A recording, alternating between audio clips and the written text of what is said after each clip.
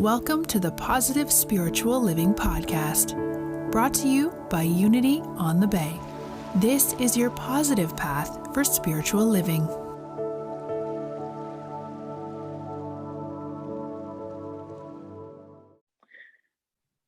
Yes, we are live.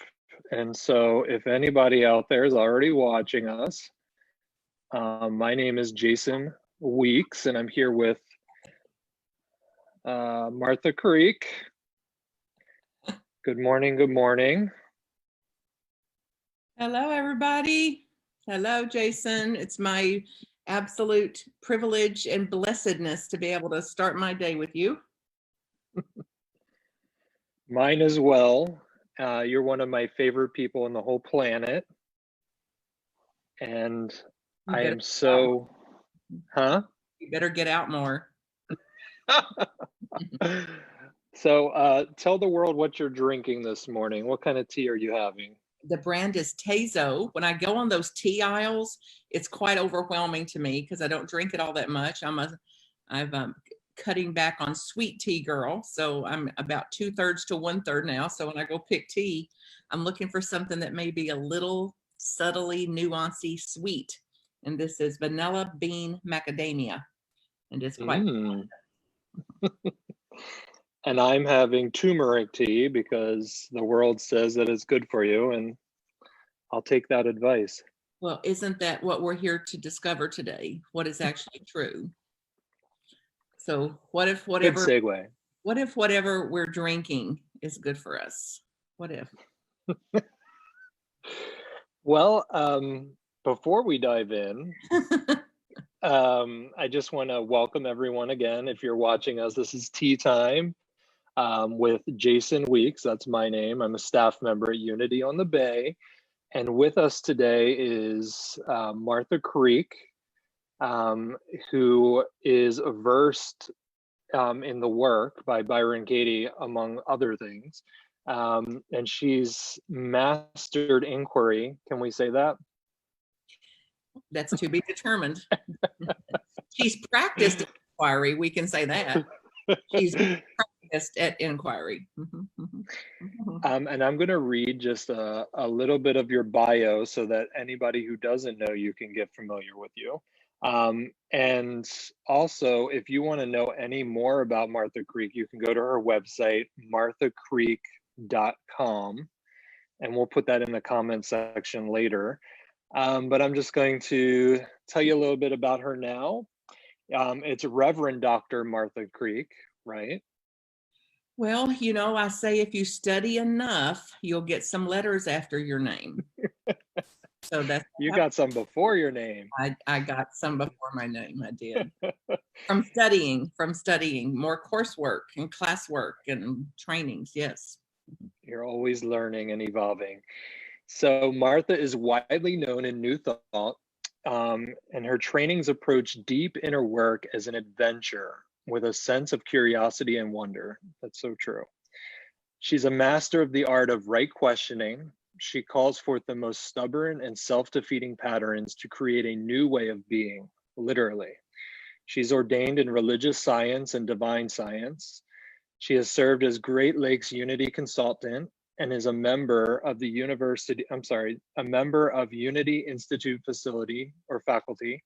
She has attended Emerson Theological Seminary, and that's where she got her master's and doctorate. She's been to the Byron Katie School for the Work, high five on that, and Hoffman Institute. She is a healthy congregations facilitator and trainer. And there's much more to you, I know, but that's just a short synopsis of who you are and what you've been up to. Is there anything you want to add to that? I think we ought to do a shout out to Bug Tussle, Kentucky, and anybody watching from back there at home. That's where the Beverly Hillbillies came from. It used to be in the trivia. So on the border of Kentucky and Tennessee. So we're going to shed a little light on what makes us famous. We want to definitely include that Bug Tussle piece. I love that. And I love your Southern accent. So For anybody who doesn't know how tea time works, Martha and I will just be chatting away, and on occasion we'll look into the comments section. And if you have any questions, you'll put them in the comments and we'll ask them live here while we're sipping our tea. But today's topic is what is absolutely true? And the reason we theme tea time that way is because of your background, Martha, in inquiry. So what is absolutely true? What would you say is absolutely true, Martha? Nothing in particular. I kind of warned you about that, honey, when you picked this topic, that it would be about a 3-second interview, you know. It's a mystical, I believe, to look at what's true. We can say, oh, I need food, I need food, I need food. That's absolutely true. Or the sun will rise tomorrow is absolutely true. And there's a lot of proof for that. You know, we look at whatever you believe in 2,000 years or since you were born 50 years ago, like, well, the moon has risen every single day and the sun rises every single day. It's like, so that's bound to be absolutely true. And it's like, well, the sun is there whether we see it or not. So we don't really know much about what's going on with that sun rising. And we can refer to science and say, oh, no, I have this explanation about the sun, and I know when the sun rises and it's predictable, and all of that is factual.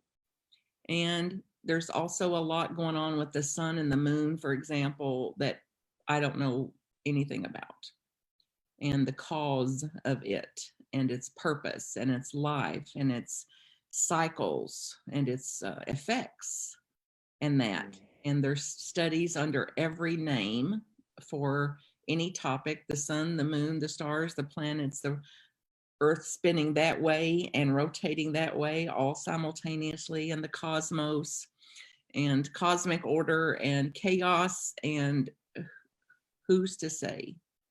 And I'm a little careful, honey, when I refer to words like truth, because I don't know what the truth is.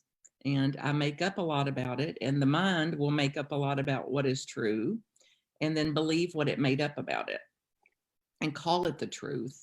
And it's much more powerful for me and a lot less stressful to stay in a curious mind, an open mindset, a learner's mindset, an empty cup mindset, to say, you know, I don't know.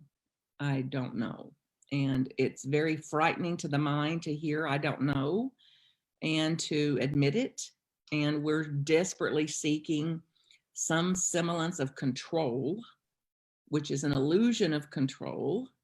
And we've got our peace of mind hinged on that, to be that our power, then our value and our safety is hinged on figuring it all out, getting a formula for it, and then predicting and controlling it instead of I don't know.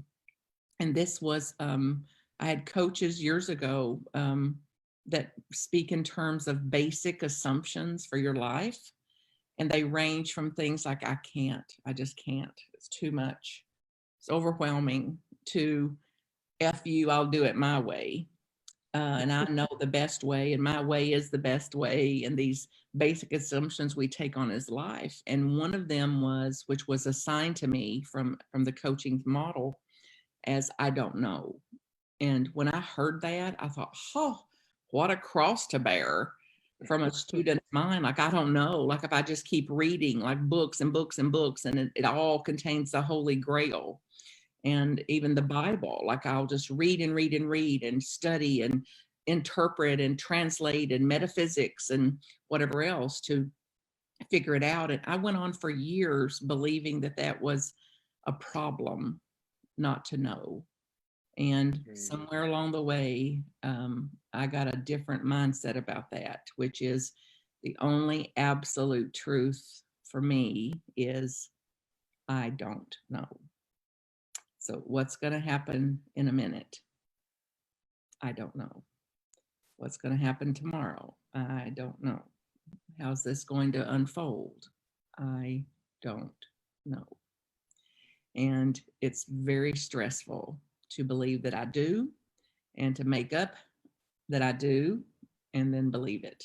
And as I remember, like when the defining moment of shifting out of that, I don't know when I must, I don't know when I need to, I don't know when I have to I don't know, period, period. And I've witnessed this with people now for years, thousands of people, and it's frightening. Initially, it's frightening, that shift to I don't know. And then it's very, very freeing, very, very liberating. And, you know, I often say, don't believe me either. Don't believe Martha Creek, you know, what she's claiming. So test it for yourself to see what just practicing and approaching life and approaching relationships, traffic, the body, aging, disease, profession, location, physical, where am I going to live? I don't know. I don't know. I love that. And that's one of the things I love about Unity on the Bay. I may have shared this with you, but I was raised Baptist and then Pentecostal. I turned to Pentecostal, but then for a long time I didn't belong to a church until I found Unity. And I just remember Reverend Chris being up there one Sunday preaching. And at the end of his sermon, he said, you know, don't believe anything I just said, or, you know, take it on yourself. And I had never heard that in a church. It was almost like whatever the preacher says is truth. And Unity gives you that option of saying, this might be true or not. Try it on. I love it. And the other thing I'll say is, you're right. Saying I don't know is scary, especially if you're in a work setting where things are expected of you or you're expected to know. And then you come out with this, I don't know. And everybody looks at you like you have three heads. Like, what do you mean you don't know? But I have been practicing it for a couple of years now. And you're right, it's liberating when you can say, I don't know, period. And just leave it there. So freeing. That what you just described, Jason, as what some, and this is not true in Unity across the board. It's true in certain Unity centers that there's often an opening, like wherever you are on your spiritual path, you're welcome here. So that's been a very much appealing to me, which is then asking and encouraging people and supporting people to look at their own convictions. What is it you believe? And what is it you can explore what is actually true for you, and then not to have to try to adhere to a belief system or a dogmatic approach that says that. And we also in Unity take a lot of heat for that. Like it's that, oh my God, you don't believe anything. Oh my God, what is it you believe? And it depends on who you ask, you know, what the answer is going to be. But that's encouraging to me. And that's encouraging to others that says, I'm here to explore what I believe. And as you said that, how you were raised, honey, I had a close friend once and I asked them, what is it you believe?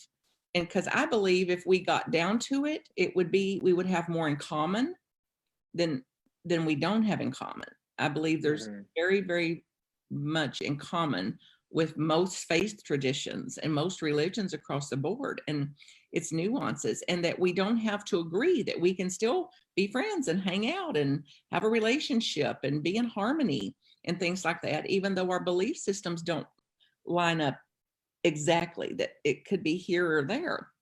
And when I ask, like, what is it you believe? It's like that was so threatening to them.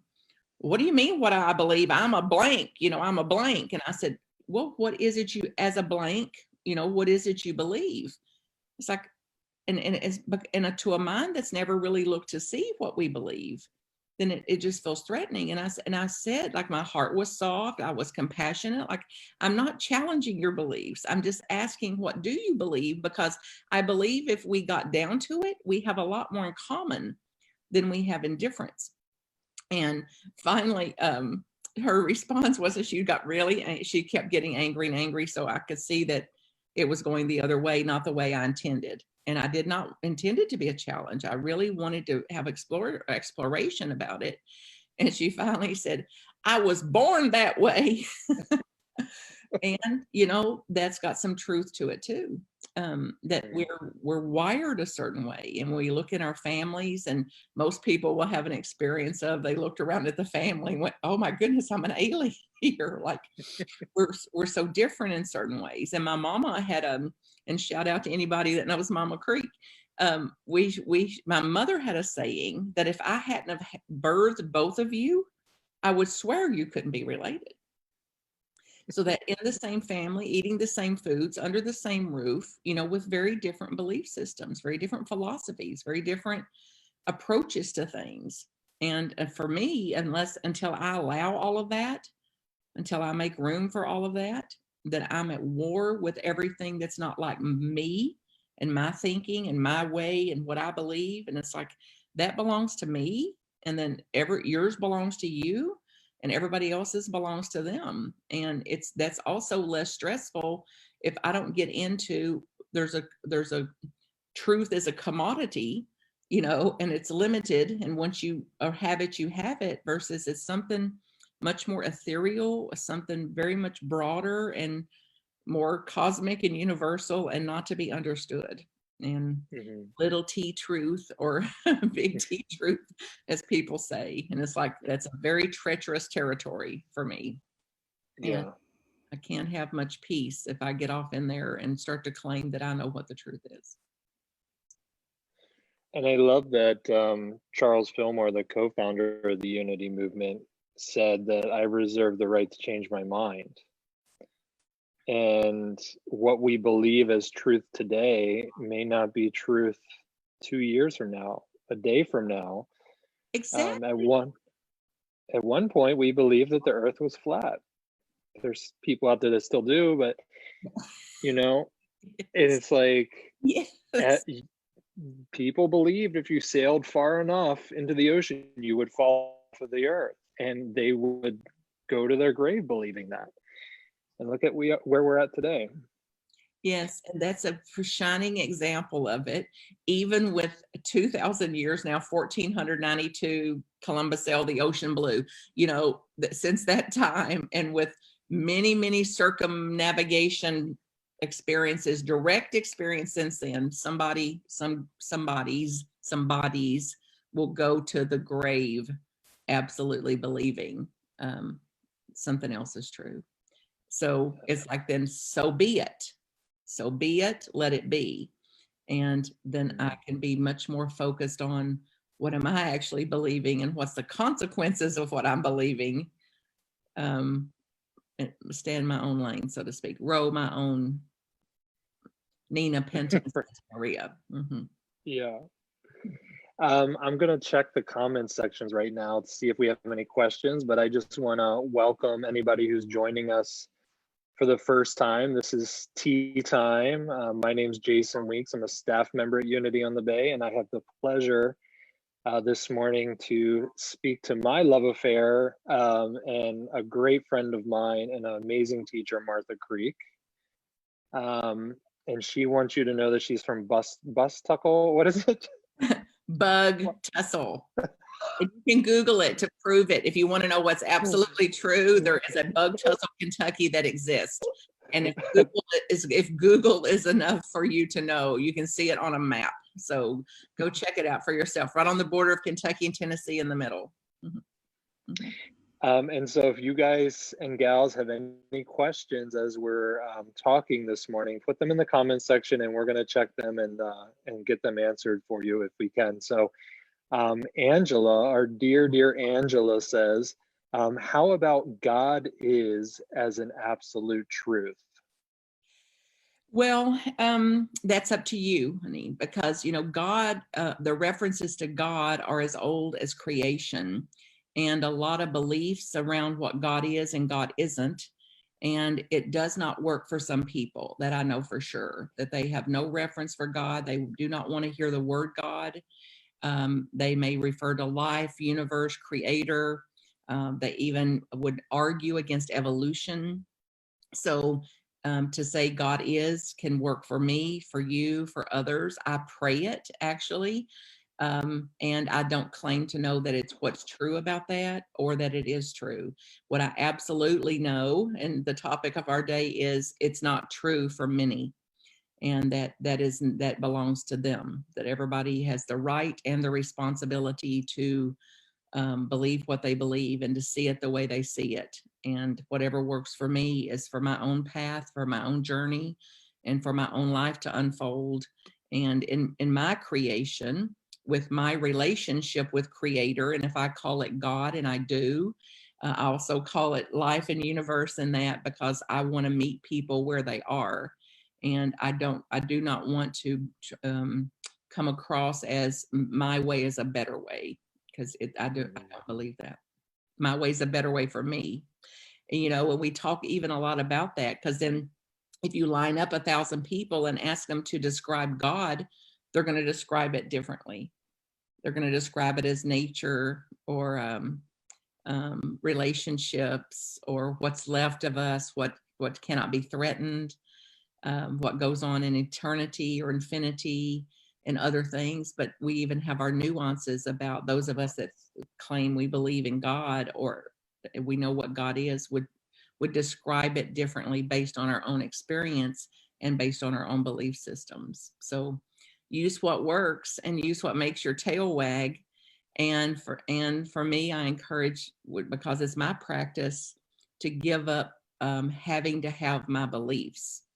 Because as you pointed out, Jason, they're changing, and I want to go into this day willing also to change my mind, and not though based on pressure and comparison and what's the cool thing to do, but what am I actually convicted in?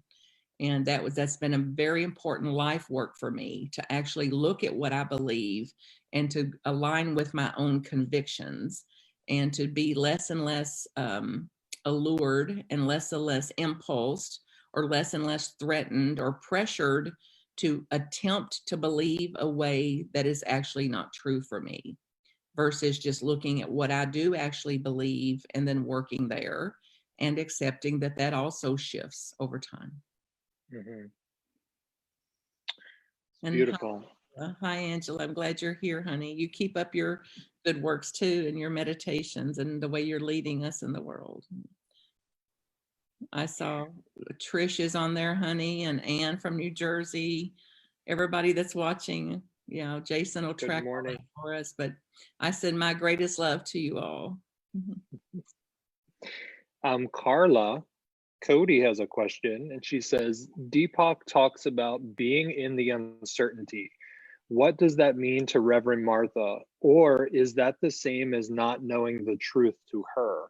Well, it's similar, I think. The uncertainty is, like, I would say, if I had to answer like a word about what is true, what is absolutely true, then uncertainty is absolutely true. Uncertainty. And we have a great discomfort with that. And we're in a very big question mark, particularly right now, the uncertainty of this, and then all the data and all the this and that, and what's true and what's not. So the uncertainty, and it's what I mean by there's no way to know for sure. And I know for me, my emotional maturity and my spiritual maturity requires me to accept the mystery of it, to accept that uncertainty, and to grow myself up, and to be able to have an uncommon stamina and an uncommon motivation to be in the world, and not to be of the world, to be in the world, and to accept that uncertainty, and to not shut down my heart or my mind and my innovative, causative, generative capacities and potential, demanding certainty. And I can't. To demand certainty leaves me in a regressed mind, more afraid, more stuck, more trying to control, manipulating, instead of I accept the uncertainty of it, and I'm going to live as fully as I can, even in the uncertainty of it. and talk about risk, talk about daring, to be able to risk losing it all to have it all. I love that. I feel like that should be on a t-shirt. Risking it all to have it all. Well, because there's nothing that we know of that doesn't end. So everything ends, everything ends in the physical. And it may be another topic for another tea time, honey, that I personally don't believe that it ends, that the physical ends, but I believe that there is an infinite, eternal quality, an eternal, infinite aspect of ourselves that would witness that physical ending. And so then the more we're trying to predict and control, the more stressful it gets, versus kind of throw up our hands. Like everything has a cycle, everything has a life cycle, and nature can teach us this, and has some of us. And I'm going to have a better life to live in uncertainty and to accept the terms of uncertainty, even with a mind, with an operating system that's demanding certainty and predicting and controlling. And it's like, can't do it, too stressful. As you're speaking, I'm just thinking about how much suffering and time and energy we put into trying to make things certain. The contracts, the insurance, the prenups, it's like we want to cling on to this certainty because the uncertain can be very scary. It is very, very scary, honey. And that's a perfect example of, and I'm asked this question quite a bit. Like, do you sign contracts? Do you have a will? And it's like, yes, I do. Yes, I do. And it's like, so do whatever would bring clarity in your mind, that would bring a sense of relaxation, a sense of safety, and accept that I don't get to say how this is going to go. So yes, I have insurance, and I don't know how it's going to go when the time comes. And you can listen all day to what I thought I had insurance, and then there was this little nuance about it, or somebody had a legal document in place, and somebody had a prenup, and somebody had a will, and it didn't go as planned.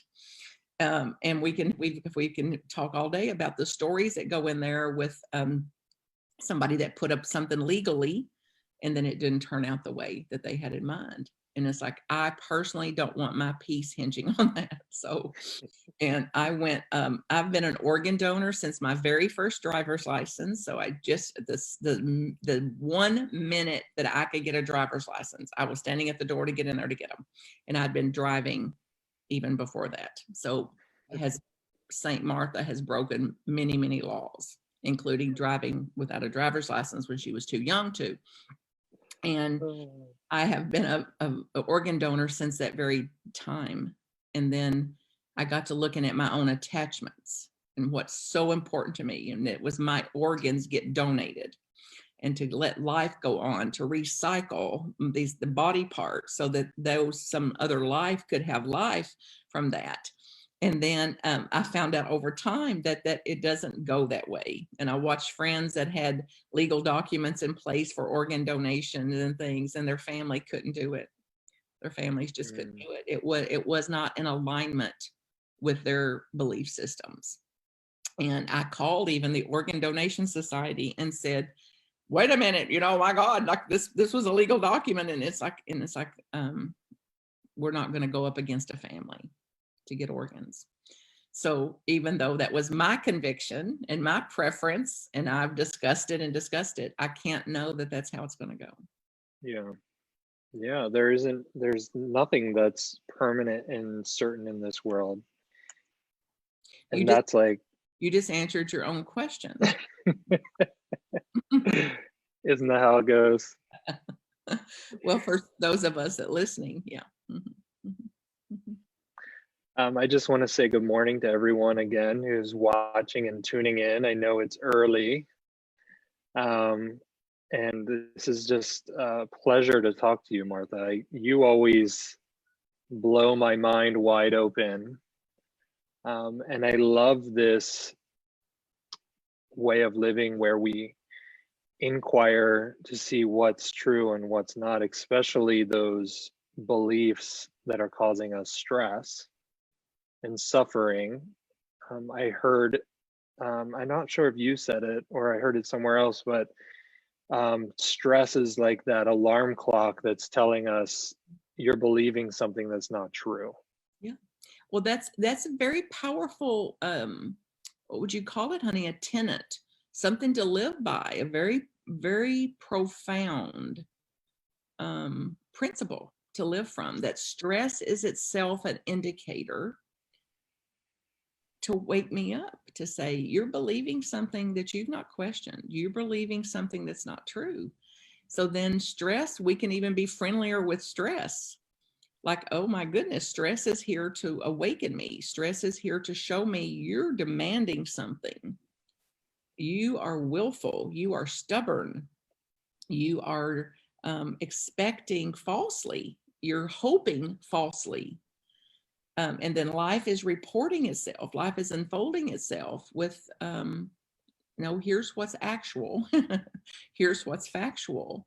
And for anything that I don't include, for anything that I don't accept, anything I cannot change, then I'm going to be in stress over it. And then we live in chronic states of stress because this has been going on, since creation. And some of us then are practicing now saying, I'm going to make whatever contribution I can to my own peace of mind for whatever life I have here and whatever life assignment I have. And I believe, one of my beliefs is that I believe that it contributes to the whole. If you believe in quantum theory or quantum mechanics or the butterfly effect or whatever, then it's like the contributions I'm making within me, the contributions I make to awakening and questioning the mind is also contributing to the evolution, to humanity's evolution. And who knows if it's true or not. And I'm gonna go forward. That belief is fine with me. It works for you today, and who knows if it'll work for you tomorrow. Yeah, and even that's got a slippery slope, even if I said it, Jason, because it's like if I'm not careful, and this is actually a little belief I had, not a little belief, a belief that I had as a little kid, that the world is here to be saved. And it's like, it's you. And it's like, oh no, thank you. No, thank you.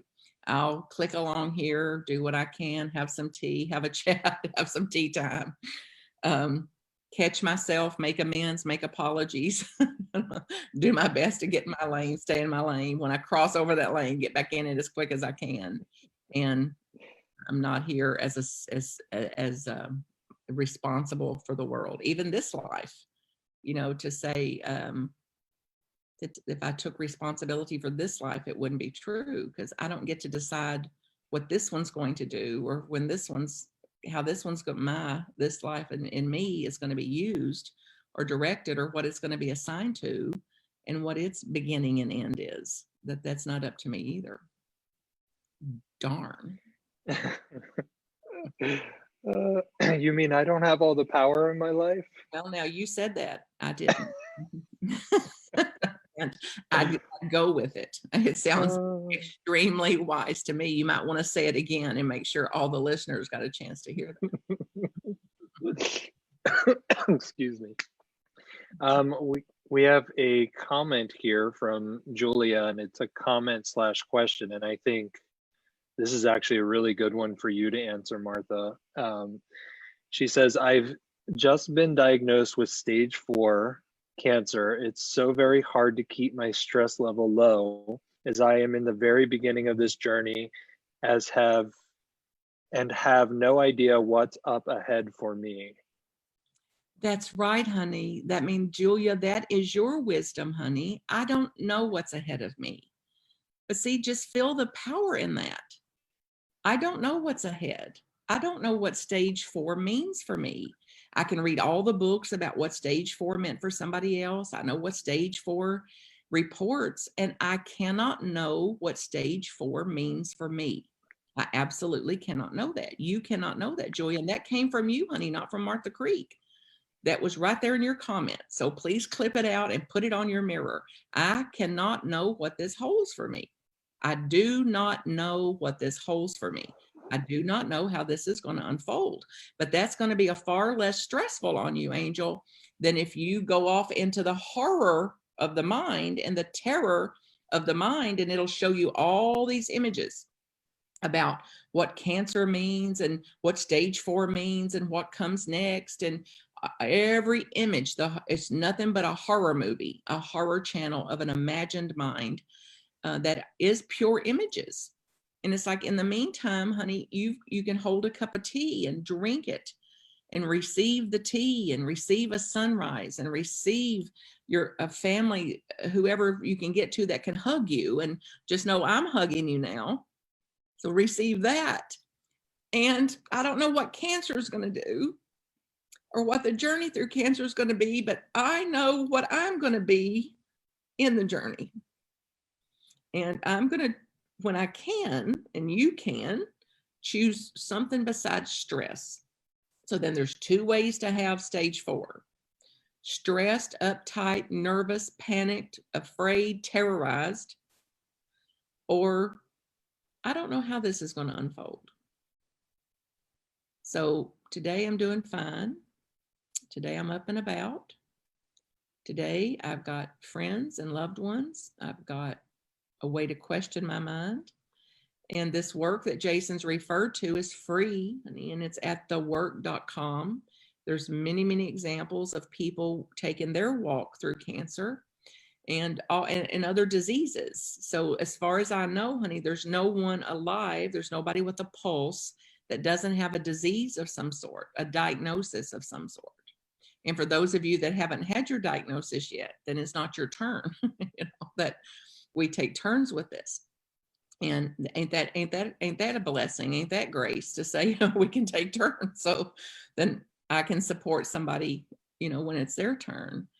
And then I facilitate this work. So if you can come back, any of you listening, come back on Sunday from 5 to 7 Eastern time, 5 to 7 Eastern time on that marthacreek.com website, and it'll bring you right in there to a course, to a class, and a facilitation that's 2 hours of where I'll take these stressful thoughts, your stressful thoughts, and guide you through this facilitated process. And it's there's no charge, no registration needed. You're welcome to just come on there and experience it for yourself. So love to you, honey. Thank you for asking. And what I can't say what I know about these things. I can say what I believe about these things is you don't have to do it alone. There's parts of it you'll have to do alone, but the majority of it you do not have to do alone, and you won't be alone to do it, and that you can't do it wrong. So it's going to unfold perfectly, not what you have in mind sometimes, not what you want, and not what you think you need. It will unfold perfectly instead, and it'll take longer than you like. And I just want to add to that, Martha and Julia, if you're still listening, this isn't something that Martha hasn't had experience in. You received a diagnosis many years ago, Martha, and you've lived through this. And so, and I remember your story about it, and you flipped the script. You said, I'm not going to journey through this stressed and in fear. And I'm so inspired by that. I did. And you're right. Yeah. Everyone at some point is going to receive that diagnosis or that bad news. It's like, who do we want to be through that? Well, that's where the power lies, Jason, in that question. And a very powerful question, which is, okay, I didn't pick this. I don't, and here it is. So how can I be with it differently? And the victim archetype is the strongest, oldest archetype there is, which will quickly turn into a villain archetype. And it's like, okay, then here's what's in front of me, here's what's up, here's what's unfolding. And my power, all the power in the universe lies within you, lies within me to say, if there's free will, that's another tea time topic, I guess, too. If there's free will, then I have a choice then, not of what happened, not what I get, but how I'm going to be with what I have. And then there's two ways then to go through this stage 4, which is terrified, stressed, or I'm going to use all the sensibility I have. I'm going to meet it with some understanding. I'm going to experience it differently. So I'm going to be with it in a way that's new, in a way that's radical, in a way that's less afraid and less dis-eased.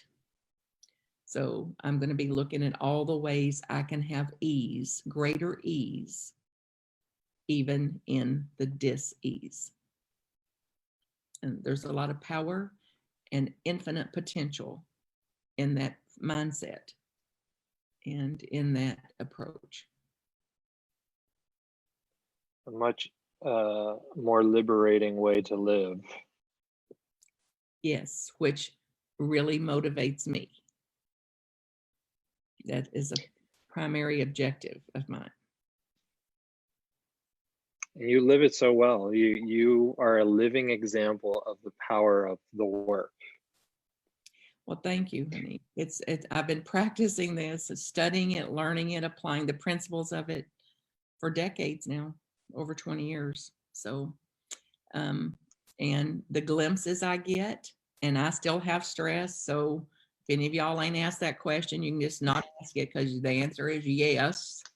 I'm still stressed, and so is everybody else with a pulse. So there's nobody here on the earth without some stress or some anxiety or fear, because it's hardwired in us. And then not to overlook the inertia of 2,000 years, whatever you believe about creation, all of the inertia of that, of this notion that there's bad and good, and that is so bad, and that is so bad. And until I make room for that, that includes that in the reality of what is, there's times of illness and times of wellness, and the body seeking in every way to balance itself, to renew, to build immunity, to do those things. And there's times they like me and times they don't, and times they'll include me and times they won't. And there's inhale and exhales. It's both and alpha and omega. And somewhere in there, we drew this tidy little torturous line down the middle and said, I'll have that and I'll have none of that. And then believed what we made up.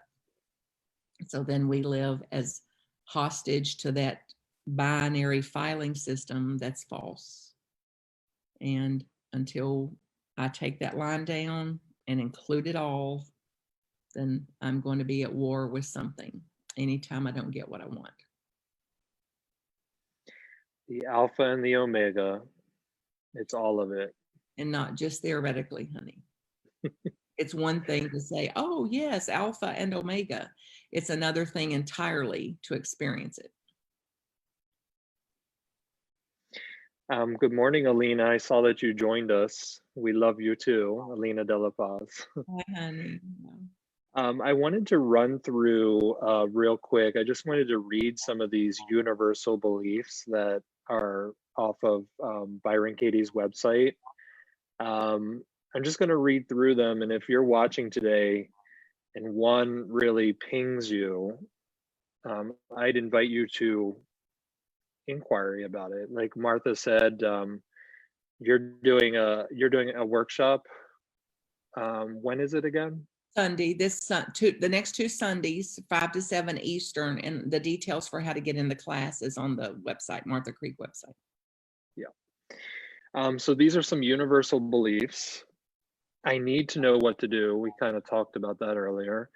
I know what is best for others. Something terrible is going to happen. People should respect me. That's a good one. People should respect me. Life isn't fair. Well, just pause there a minute, honey, if you can, because like any one of these is pure living torture. Any one. So you've got a page of them there. That's just some of the most common universal beliefs, when the truth is most of our beliefs are universal beliefs. And any should opposes what is. Any should opposes reality. And guess who wins? When we go to war with reality, yes. So it's going to be stressful to say something should have happened that didn't, or something better happen. So don't count on it. Don't count on it. Maybe not. Yeah. I love this. I keep this list handy because I just love looking at it because it triggers me. I'm like, oh my gosh, I'm totally believing that. Like money will make me happy. There's another universal belief. Well, and we look at that, honey, like look at that, just how thought in this, and again, nobody's here this morning to try to talk anybody out of a belief system, but to encourage you to look at the beliefs and to believe in something like that, like money will make me happy. And it's like, you've got more money today. Most listeners have more money today. Think about how much money you had when you were 18. It's like just happy as Pete, clicking along. And that, and then it's like, then you get a double salary, then a triple salary, then you lose the salary, then the salary goes back to half, or it goes back to a third, and now without a salary. And there's happiness is like the wind. It's there and it's not there. And it's like, oh, I'm happy for a moment. It's like, well, I'm not happy now because I've lost it. It's like, right. So as long as that happiness is hinged on anything substance, anything external, then it's at risk. And for me, then even that's its own torture, that we should be happy. Be happy, just be happy, just choose happiness, be happy, happy, happy. It's like, well, be positive. Be positive. And then nobody alive can be positive all the time. So then it's fake positivity, fake happiness. And these personas and these smiles of like, be happy, happy, happy all the time, when it would be like saying, well, only inhale. Don't exhale, just inhale. No, not possible. And boy, some of you are testing it right now to see, like, take a big deep breath and hold it till this tea time's over and see how that goes for you. So that, no, I don't get to hold the breath. The breath is breathing me. Something is breathing me. And something is thinking me also. So then my power, my possibility, my potential lies in catching those thoughts and seeing, what's the consequences to me if I continue to believe that? And then what's the potential for me? Who would I be to just let this thought be, to have this thought, if it had no effect on me? If I could watch the thought and discern between thinking and who I am, and some space between observing thought, and I can't be objective about the thinking and subject myself to it at the same time. So some practice at getting more objective. What thought caused that? I felt tense, stressed, constricted, unhappy, upset. What thought caused that? And this works at the level of cause. So the feelings are effects. And we spend a lot of time and energy and money and therapy working at the level of feeling. And feelings have their own life, and they're to be made room for. As Dr. David Hawkins would say something like, it's like all the animals, the barn is full of animals, and the door opens and they all come stampeding out. It's like, that's the nature of feelings.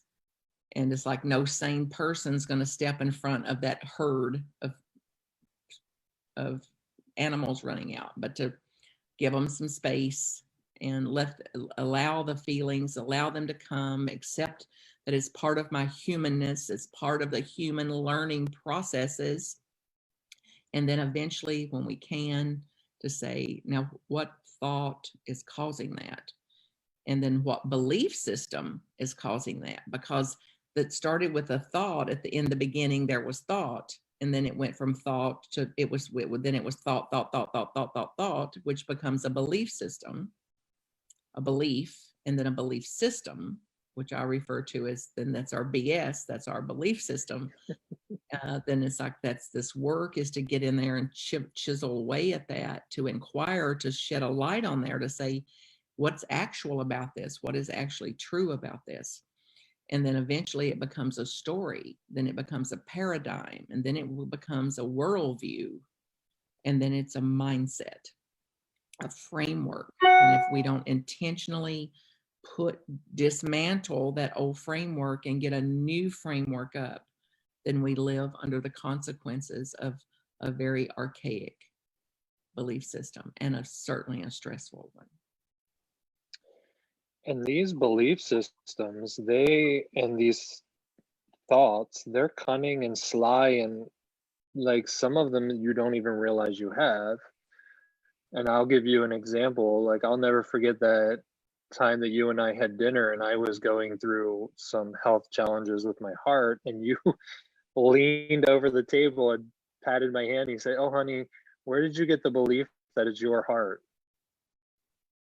And that just blew my mind, because I'm thinking, oh, this is my body and I'm in control of it and I know what's best for it, and it should be healthy. And that was a belief that I didn't even realize I had.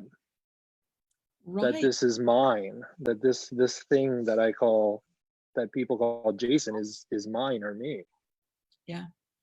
And, and then that looks like it's the both and, you have sensibilities, not to touch a hot stove because and then we'll still touch some hot stoves throughout our life.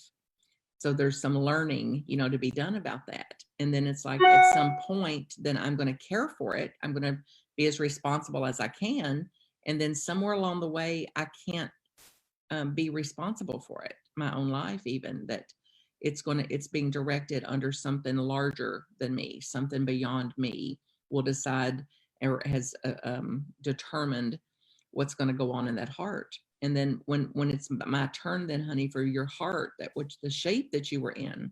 So then you've got the care that you can't care for your own heart if you're believing that it's what you are. If we misidentify with the body as being who we are and being what we are versus no, this is an aspect of us. And then the heart, the wisdom of the heart to keep doing what hearts do, and to rebalance itself. And my God, that's its own topic too. Look at this, the mechanics of the heart, and when my mother had heart issues, heart disease, and the physicians referred to it as, I'm the doctor that takes care of the plumbing of the heart, and I'm the doctor who takes care of the electric of the heart. So then the heart has an electrician and a plumber. And it's like, oh, what, how dare you? How dare you? Like, and it's like, well, no, that's the mechanics of the heart. Mm-hmm. And that then if we accept that, then it's like, oh, I'm going in. And this dear woman from last Sunday, one of the church services last Sunday, said, I'm going in for a cut and paste this week. So, and it's like, and she's using that on purpose to keep from identifying with that's who I am versus no, it's under repair. The body's in repair. The body's under repair. And it's going to be an easier time with it if you don't identify it as who you are or that it belongs to you. And then therefore you get to determine how it's going to go, or you get to say what better be. And it's like, that's more stress. That's more dis-ease. And it's a state of surrender that is radical. So next time you go in to get blood work, you're getting your oil checked. I love this. Well, you know, and I'm careful about saying it, even, honey, then people say like, why bother then, you know, just abuse the body. And it's like, no, no, no, no. Do everything sensible you can. If you have allergies, don't eat things you're allergic to. If you absolutely know something is poisoning you, then don't drink it. Don't eat it. And accept then the body's going to do what the body does. And which is often teased, and I take quite a bit of heat for this, and I understand it, it's fine. That a very, very bitter pill, when people have done everything by the book, by the formula, what they've eaten, their food plans, their diets. I've never eaten a bite of fat in my life. I've never had a cigarette. I've never even been in the room with somebody with a cigarette. Somebody will say, this is true to my experience. A woman had declared this to me, and I'm going to see her in a pastoral visit, and she had lung cancer. And the bitter, bitter pill of believing that you can prevent that, which doesn't mean that there's not consequences and cause in that, and what science reports on that. And then I don't get to pick what's going to be in my experience. And I absolutely know some of you listening believe that you can. And as long as it works for you, knock yourself out. Just believe it till you believe it as long as you can. And then one day, regardless of how much celery you've eaten, then you may get a heart disease diagnosis. And then this work, and my encouragement is that on that day, whenever that day is, where your formula didn't work, that you can be on solid ground about that. That just because it didn't go as planned, or as you wished, or as desired, or wanted, or worked for, that there's a solid ground. That's not just theoretical. That we can be on or closer to when it doesn't go our way, or when our formula didn't produce the results we believed it would, or we're even committed to. I could talk to you all day, you know this, but we're nearing the end of our time here. So I just want to say to anybody who's listening, if we are watching, if we didn't get to your question, I'm sure Martha will, well, I'm not sure if Martha will go into the comment section and get those questions answered for you. I definitely will.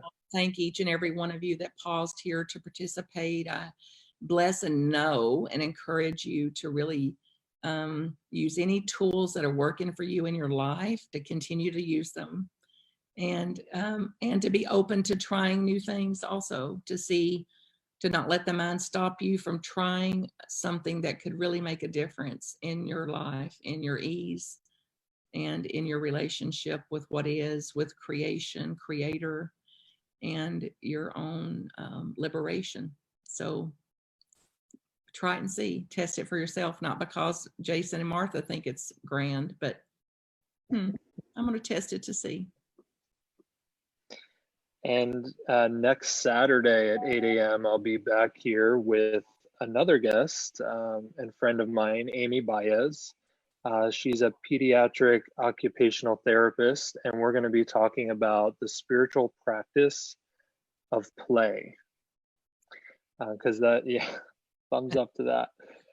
So hopefully you can tune in next Saturday at 8 a.m. Eastern. We'll be back here for tea time. Bring your tea, bring your coffee, or whatever beverage brings you comfort. Hopefully not alcohol at 8 a.m. But again, Martha, thank you for being here and sharing your wisdom with us. And I do invite everyone who's watching to please go to Martha's website. I'll put that in the comments section after we end here. There's a lot of resources there, and you can also find out how you can connect with Martha and do the work and try this on for yourself. Yeah. So, Blessings to you all. Yeah. Thank you, Jason, again, honey, for including me, for the work you do in the world and the work you do within you in your world. And as we create a saner, simpler, more stable world within us, then it's possible to experience the external world with more sanity and clarity and ease and grace. And that website has hundreds of free podcasts and videos. You're welcome to use them, learn from them, teach them, share them, send them out to the world. And I have a desire for these empowered teachings to reach the whole of humanity. So share them in any way that you can. Subscribe to the newsletter, which is at the website, a YouTube channel, many free videos there, and share that with the world too. So together we can do what I cannot do alone. And together we can do what cannot be done alone. Blessings, everybody. blessings. I love you, Martha. Have a great day. Love you, Jason. You are a love affair, honey, my love affair. Bye. Bye for now. We hope you enjoyed this episode of the Positive Spiritual Living Podcast, brought to you by Unity on the Bay, a spiritual community located in Miami, Florida. Unity on the Bay is supported by the generosity of its community. If you'd like to make a donation or learn more about Unity on the Bay, please visit unityonthebay.org. You can also follow Unity on the Bay on Facebook, Instagram, and Twitter for even more positive spiritual inspiration. Until next time, thanks for listening and many blessings. Namaste.